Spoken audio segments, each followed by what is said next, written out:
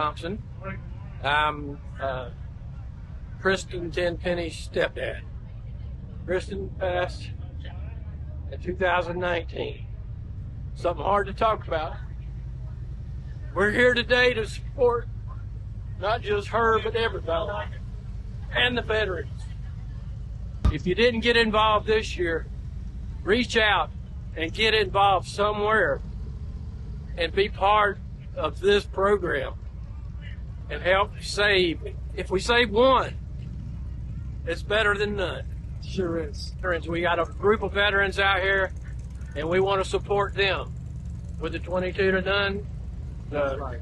Thank you for coming. Yes, sir. Kristen's mom. So, Yep. yep, COVID and a simple little ride to remember her, and it started out A handful of people, 50 people maybe, cars, bikes, just family, friends, family and friends. to honor her. Because of COVID, we couldn't walk, so we did a ride. That's right.